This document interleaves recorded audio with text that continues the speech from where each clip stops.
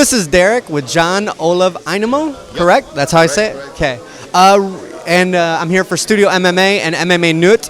And the first question is, you traveled a long way, and I hear you had problems on your flight, and you got stuck. How does that play? Does that messes with your weight? That messes with your mind? How does that factor in with you? I'm very lucky because I don't really have to watch my weight. I'm a heavyweight, so and my weight is no issue here now. But of course, it's not nice when because you want to relax and take it easy before in front of the fight. I was supposed to be here like 10 o'clock last night, and we arrived about 4, I think. So I wasn't in bed before 6, and only sleep 1 hour because economy seats are too small for me to sleep. So I'm a little bit tired now, but except from that, I'm okay. Yeah. Now, going forward, you beat Roger Gracie in a grappling match.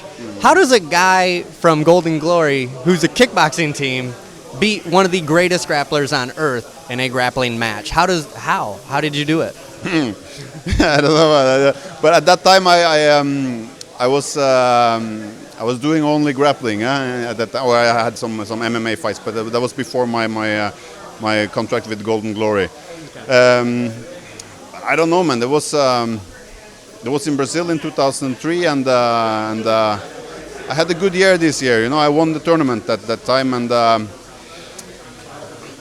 don't know, man. It was a good time for me. Yeah. It happened in the moment. It happened in the moment, yeah. Now, the guy you're fighting now, do you know the word durable, like Rocky? Yeah. He's very durable. It doesn't matter how many times you hit him or kick him. So do you plan on using submissions to because then it doesn't matter how durable someone is, you just choke them.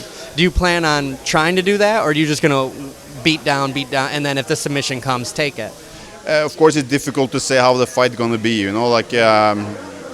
because it's not only up to me. But no, I got kind of a game plan, but also still if people can take punches and they don't go down, but still it's going to affect them, and also it takes power out of people to get hit hard, so my game plan is just the same like with other people. I'm not going to not punch him because I know he has a good chin. I'm going to punch and kick him as hard as I can, and if I have a chance for submission, of course I'm going to do that. Yeah. Now, is this true? Norwegian fighters, there's actually nowhere to fight for them. They can train, but they can't fight. That's true, man. How does that affect fighters? Do they just have they're sparring and that's it? Do you think that there could be a lot more Norwegian fighters if they start letting them fight and like start letting them compete? Would be much easier, of course, because now it's more a big step. If you want to have a fight, then you have to go abroad, and then you have to pay expensive tickets in the beginning because nobody gonna pay to see you fight when you start, And so it's a bigger step now than if it was legal in Norway, then you could have 15, 20 amateur fights, and then you can take the step, if you wanted to continue. So of course it's holds back the sport a little bit, I think. Yeah. Now this is a kind of a personal question, so you don't have to answer. There's recently been a lot of arguments between Alistair Overeem and Golden Glory, and you're a Golden Glory fighter.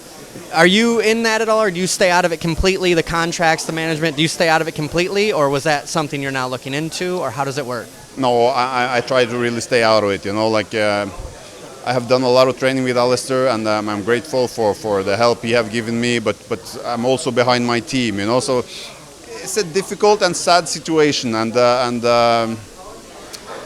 yeah, but it's not up to me to work this out. This have to be done by the management and Alistair. So yeah.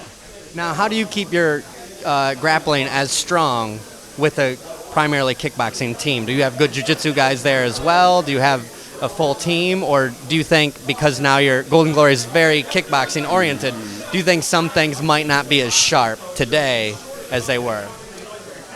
Yeah, that's always it's a hard thing to be sharp everywhere all the time, and also to if you train a lot of kickboxing, boxing, then your condition is going to be better at this than on the wrestling, and opposite. If you train too much wrestling, then you're not going to be as good in the kickboxing. So it's of course I'm missing some good wrestlers and some good ground guys in Golden Glory. It would be very nice to have somebody there. Yeah, of course. Yeah. Well, this is all the time I can take from him. Thank you so much, John. And my cameraman owes him $100. So if we could get that on camera, that'd be great. But he told me he doesn't have any money on him. So That's what Sam said last time. remember that he owes you $100. Thank you, John. Thank you. Thank you. Thank you.